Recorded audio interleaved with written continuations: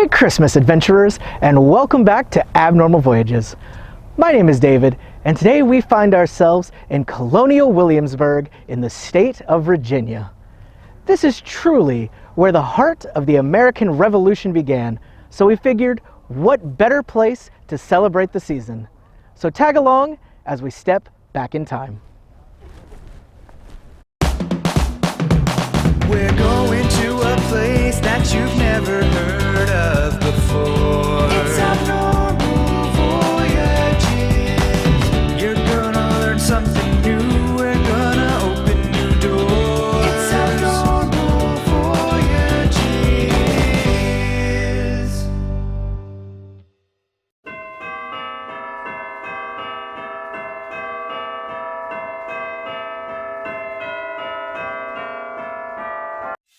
Colonial Williamsburg is a large section of Williamsburg that's been set aside to recreate exactly what it was like in the 1700s.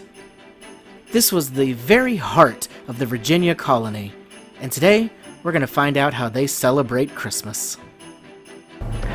We're here on the Duke of Gloucester Street. This is the main thoroughway through Colonial Williamsburg, with plenty of shops all decorated for Christmas. Let's check a few of them out. Seeing as this is back in the colonial days, you're not going to see any modern Christmas decorations out. Rather, all the buildings have been decorated in the same exact styles of what would be around back in those days. And I gotta say, even without all the newer stuff, everything looked super pretty out here. This tavern looked like it was right out of a Hallmark movie. They even had a nice little open-air market so that people could come through and pick up the perfect Christmas presents. If shopping is what you were after, there was plenty of places to choose from. And just to make it that much more special, inside of the shops, everything that sold had that flair of authenticity from the colonial days. Each piece of soap here was handmade in the same way they did it back then, and all of these maps and art on the wall are reproductions of hand-drawn maps of the area. Even up in the rafters, they made sure that each store looked just like it did in the 1700s. All your basic necessities were met. There was a place to grab some shoes, there was the apothecary just in case you weren't feeling too well. There was also the post office for any letters that you'd like to send. And then you could pick up a drink at this local tavern, or this other local tavern. And if those were booked, this third tavern. And, oh, what's this? Another tavern! There's a bit of a trend if you haven't noticed. Taverns were indeed very popular places. However, this particular tavern also had a small bakery located right behind it. A quick snack before we continue our Christmas adventure. We've got a delicious sugar cookie and a cream soda. Now, just like modern day, giving presents was a very big thing in the holiday season. So we decided to stop in at one of the places where they could buy toys. With limited materials, things looked a little different back then. A lot of it was very obviously handmade and carved, but put together with love. You had the chance to buy some reproductions of things like that here, as well as the option to bring home some slightly more modern-looking gifts. Some very cute plushies for sure. But if you really wanted to fit into Colonial Williamsburg, you needed to dress the part. And they had a place just for you to get a nice new Christmas suit. This shop prided themselves on making clothing accurate to the time period where everything was stitched together exactly the way it used to be done. Or if you were just shopping for someone else, who wouldn't like a nice new hat or dress or something like that to open on Christmas morning?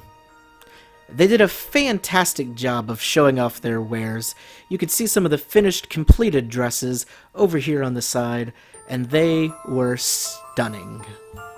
And then once you had your fill of shopping, there were some great historical places to see. One such place was the Williamsburg Armory. This played a crucial role in the decision to rise up and help out in the Revolution. And today, you can still see a lot of cannons and gunpowder and weapons that would have been stored here just in case they ever needed it. And, as the Revolution drew near, turns out it was very useful to have their hands on these. Another place of note was the Courthouse. This is where all important matters of law were discussed and decided. Then right down the street was the old church, where people such as George Washington himself have attended service. At the end of the street, looming over the town, we have this gorgeous building that was actually the capital of the entire colony of Virginia. This beautiful building was where all the major decisions were made for the colony of Virginia.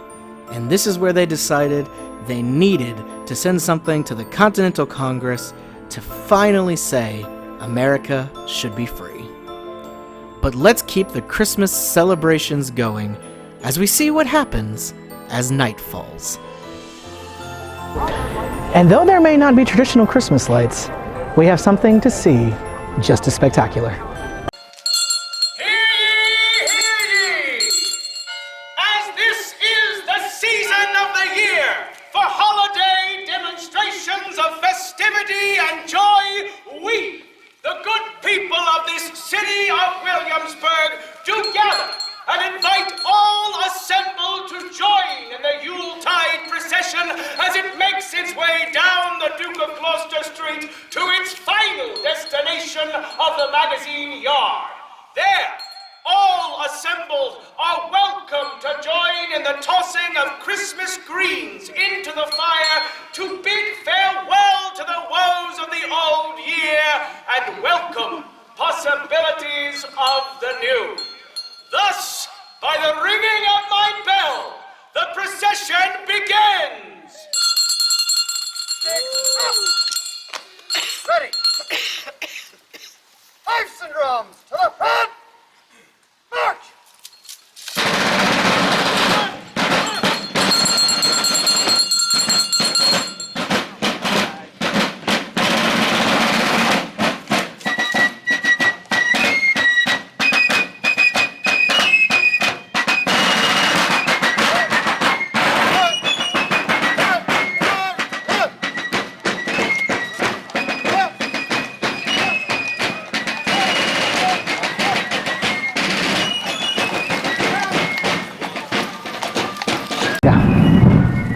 The procession is in full swing, bringing the Yule log to the crowd.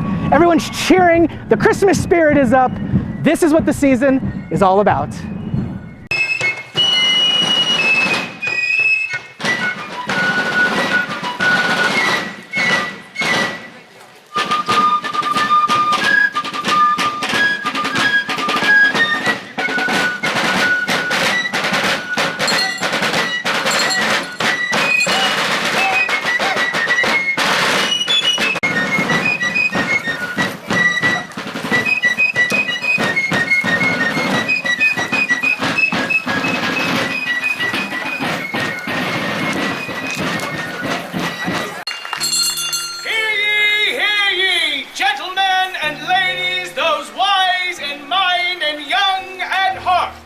On behalf of the citizens of Williamsburg, the Master of Ceremonies shall now officially welcome all assembled to our Yuletide celebration.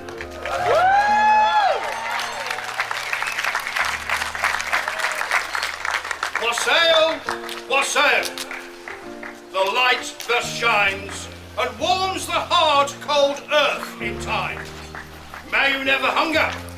May you never thirst. Sing carols. Be merry. Wassail to the earth. Ladies and gentlemen, the Yule log, having been escorted hither by the fife and drum corps, under the care of none other than Father Christmas, the Yule log will now be placed Yes, let's hear it for Father Christmas.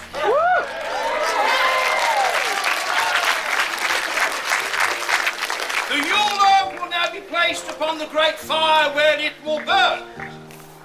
And once more, greetings to you all and happy salutations on this most glorious of December evenings. We gather here to continue a most enchanting custom that has its origins deep in the past and the courts of medieval kings, where it was indeed the custom to burn of the Yule log. Now, when I say Yule log, I am not referring to that chocolate and edible confection you may be familiar with. In this instance, as we are in Virginia, it is a splendid piece of Virginia pine, which symbolizes prosperity. Tonight's celebration is comprised of the songs and traditions of many lands over many eras, some as old as time itself, others as recent as the time of Charles Dickens and to the present day. But indeed, our celebration has its roots far from these shores, for Yule is a Nordic tradition. It is to mark the Winter Solstice. Yuletide is that time of the year where the days grow short and the nights grow long. And in the countries of Northern Europe, it was the custom to burn of a Yule log so that they may lighten their darkness. Fueled by its light of good cheer and renewal, the custom of Yule spread far across Europe and then arrived in England, brought there by the Vikings. It achieved great popularity in England and thus came across the ocean to these shores. And indeed, we acknowledge there are many versions of the Yule log tradition, but the most popular often includes giving of gifts, the making of music, making merry, and the drinking of many beverages. And whilst the Yule log is to burn and to be tended carefully throughout the entire 12 holy days of Christmas, our Yule log this evening will be carefully tended and allowed to burn for all of 90 minutes. And so, this is where you can all play a part in this evening's celebration. Many of you will have beliefs based upon the Yule log ceremony, and you may indeed, through Yule, seek to discover and secure your fortunes for the year that is to come. One way of doing this is by taking a sprig of greenery and by casting it upon the fire, you wish for good things in the months ahead. And thus, we will invite you to do that presently. And whilst you are making your wish for good things to come, as you cast upon the fire your greenery, you are also casting away your woes for the year that has passed. All who desire to make a Yuletide wish, now is your time. We encourage you and yours to select a piece of greenery and then come together at the bonfire yonder and, armed with your wishes and desires, joyfully cast the greenery to the flames, and in so doing make of your wish and cast away your woes of the year that is done, and look forward to the wondrous opportunities that indeed do lie ahead. And indeed, we do need some good luck. And in closing, on behalf of all at the Colonial Williamsburg Foundation, here's wishing one and all the brightest and the happiest of holiday seasons. Huzzah! Huzzah!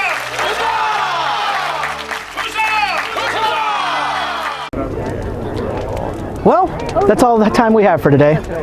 My name is David, and this has been Abnormal Voyages. Thanks for tagging along, and a very Merry Christmas to you all.